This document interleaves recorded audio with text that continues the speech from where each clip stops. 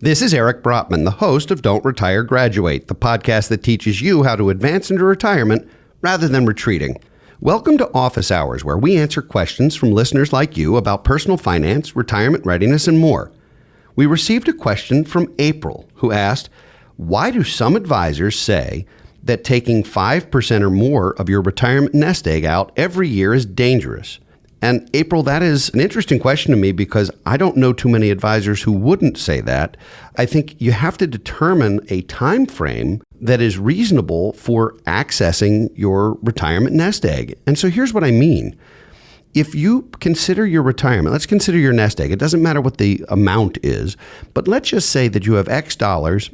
Consider that like an orchard. It's full of trees, and those trees are bearing fruit every year. Whether it's interest or dividends or appreciation or however you determine that fruit's going to be in your portfolio, you can, as long as you maintain that orchard, you maintain the trees, you can pick fruit every year for the rest of your life. If you start withdrawing more money from your retirement portfolio than it's bearing in terms of either income or appreciation, then you're not just picking the fruit in your orchard, you're also chopping off branches of your trees or cutting down trees entirely. And while you can do that and you can pay the bills for a year, when you start chopping off branches or you start chopping down trees, you will have less fruit next year and less the year after that and the year after that and the year after that.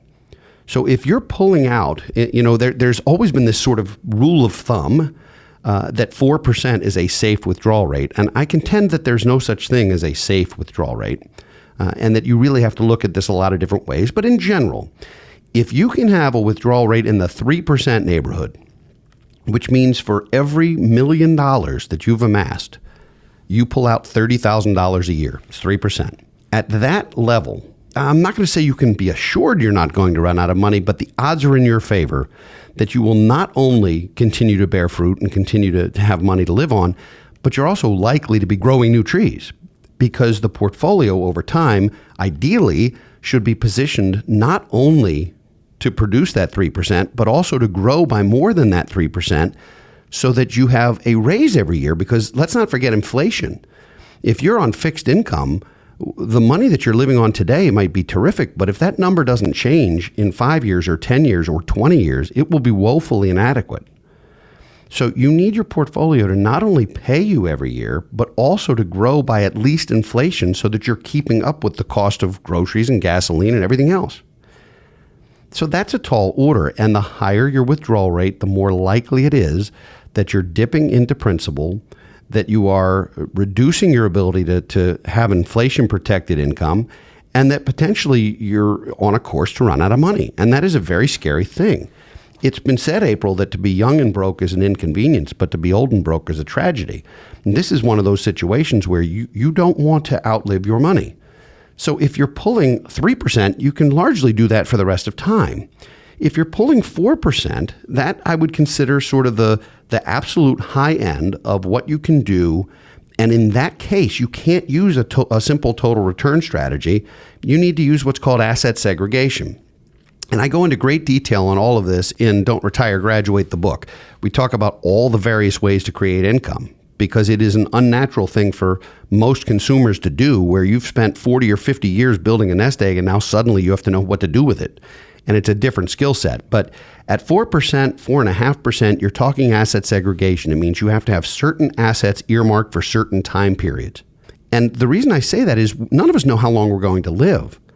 But you have to continue to have growth to keep up with inflation, and you have to make sure that you're not spending more than your portfolio can create. And so you set aside a certain amount of money for a certain number of years so that you can live with dignity, and you allow the rest to grow so that you're not selling low in a bad market. Because let's face it, markets go up and down all the time, and if you have to be pulling withdrawals while markets are down, you're doing double damage to yourself. That you don't want to do. When you get to 5%, and your question was taking 5% or more is dangerous, it is an absolute recipe to run out of money. There's no question that you will eventually run out of money. The question is how old are you? If you're 88 years old and you're taking a 5% withdrawal, then even if your account returned nothing, if it was at 0%, if it was sitting in a shoebox, With a 5% withdrawal, it'll pay you for 20 years. You'll be 108. Arguably, that's probably fine. But if you're 58 and you're trying to do that, and you run the risk that somewhere in your late 70s, early 80s, you could be out of money, you could have a very serious problem because we're living longer. So I do think it is a dangerous thing. If you have to take withdrawals anywhere near 5% or over, then you have to start looking at ways to convert assets into income. And that is a subject beyond the scope of the question today, April, but it does mean using financial instruments that will create income that you can't outlive as a strategy instead of having access to your principal.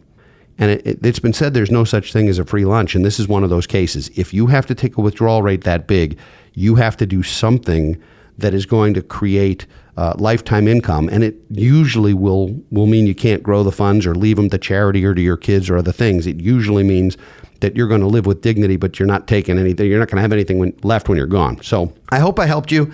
5% or more is absolutely dangerous. And if you're in that situation, I beg you to get some financial assistance from someone who can help navigate that, because otherwise it is a recipe that is not a good one. So thank you for your question. If you'd like to send us a question, which we might answer in a future episode of Office Hours, post it on our Facebook page or tweet us at Brotman Planning. If you like what you hear, please subscribe to our podcast and leave a rating on Spotify or wherever you listen to your favorite shows. Please also check out our books, workbooks, and online financial literacy resources at brotmanmedia.com. Thanks for coming to Office Hours. Be sure to tune in for new content every Thursday. For now, this is your host, Eric Brotman, reminding you, don't retire, graduate. Securities offered through Kestra Investment Services, LLC. Kestra IS. Member FINRA SIPC. Investment advisory services offered through Kestra Advisory Services, LLC. Kestra AS. An affiliate of Kestra IS. Kestra IS or Kestra AS are not affiliated with Brotman Financial or any other entity discussed.